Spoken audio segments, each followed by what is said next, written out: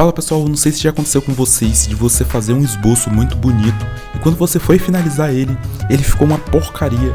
Daí você acaba se viciando em nunca finalizar os seus desenhos, porque você sabe que no final das contas a arte final vai ficar pior do que o esboço e vira aquele famoso desenhista colecionador de esboço com um portfólio vazio. Eu não preciso nem te falar o quanto isso é prejudicial para você como desenhista. Então, bora lá analisar as principais causas que fazem o seu esboço ser melhor que sua arte final.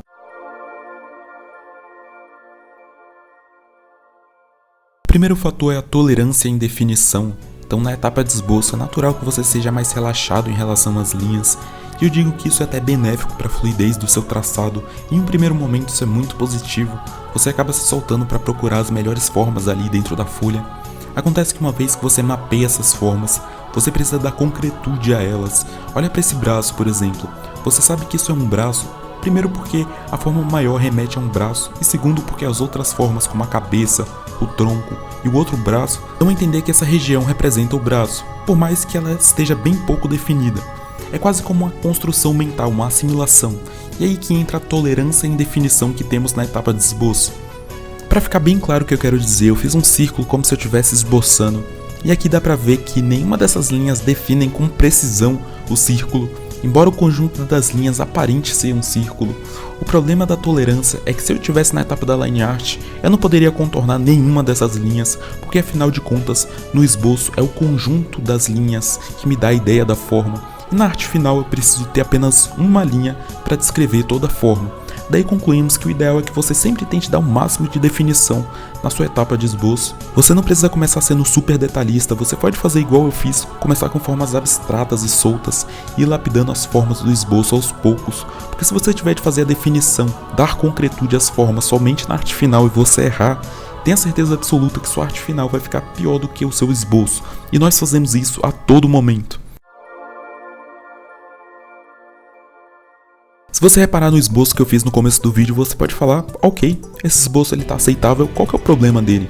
Se você observar o pé da menina, a mão dela, os braços dela, a pata traseira do cachorro, existem inúmeras formas indefinidas que com certeza me dariam muita dor de cabeça e até me induziriam ao erro se eu já estivesse finalizando. Então tente ao máximo concluir a etapa do esboço com a maior definição que você conseguir. O segundo erro também é relativo à etapa de esboço, mais precisamente às formas implícitas. Um bom exemplo de forma implícita é basicamente as linhas guias e as linhas de perspectiva. Então perceba que no intuito de alinhar as patas do cachorro, eu fiz uma mini grade de perspectiva.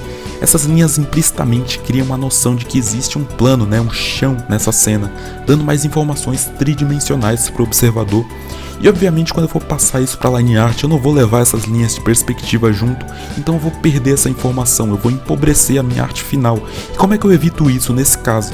Eu poderia simplesmente desenhar o chão liso, o que não seria tão eficiente em passar a noção de profundidade. E nesse caso eu vou optar por fazer uma sombra projetada da menina e do cachorro no chão. Por hora eu só fiz alguns rabiscos, mas na arte final vai ficar bem evidente. Outro exemplo de forma implícita seria umas linhas guias de volume. Eu já fiz um tutorial só de esboço e linhas guias aqui do canal, dá uma passada lá depois se você não assistiu. Então, Marcelo, o correto então seria apagar as linhas guias, então, Não, jovem, as linhas guias elas estão cumprindo perfeitamente o seu papel de sinalizar a direção e o volume da figura. Só que você não vai conseguir levar elas para as próximas etapas. Então no lugar delas vão entrar outras técnicas, como por exemplo, a luz e sombra, que daí você vai utilizar desde as áchoras até as retículas, escalas de cinza, textura, cores, tudo isso vai dar noção de volume e profundidade no lugar das linhas guias. E é intuitivo que se você não souber executar, por exemplo, uma boa texturização, você não vai conseguir transmitir o mesmo nível de informação que você utilizou com as linhas guias do esboço, e fatalmente a sua arte final vai ficar pior do que o seu esboço. Nessa finalização, eu usei tanto o conceito de peso da linha para line art quanto áchoras e retículas, e eu também já fiz tutorial de tudo isso aqui pro canal. Caso você queira conferir, é só clicar no card desse vídeo. E antes da gente ir para as finalizações, caso você esteja gostando do conteúdo, não esquece de deixar o like no vídeo e se inscrever para ajudar o canal a bater os 100 mil logo, beleza? Então bora lá falar um pouco sobre os processos de finalização. Eu não vou ficar aqui chovendo no molhado, porque cá entre nós, você já sabe que no final das contas, a melhor forma de você melhorar na sua finalização é você finalizando, é você praticando a finalização.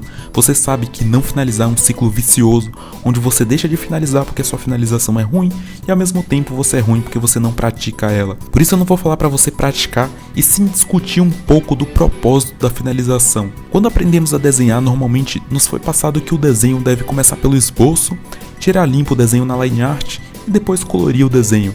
Ou se você for finalizando em preto e branco, você vai partir da line art para adicionar o preto junto com as retículas, as achuras e tal. Tudo isso são propostas de finalização, muito do seu estilo está atrelado a como você vai mesclar essas etapas. Por exemplo, se você adiciona as cores junto com a etapa de preto e branco, o preto ele vai puxar muito a paleta de cores, deixando com um aspecto pesado. Esse tipo de coloração é muito utilizada, por exemplo, nas comics americanas. Não é muito do meu gosto pessoal, na verdade a forma que eu gosto de pintar é indo direto do esboço para as cores, sem utilizar as linhas da line art, dando um aspecto mais realista ao desenho.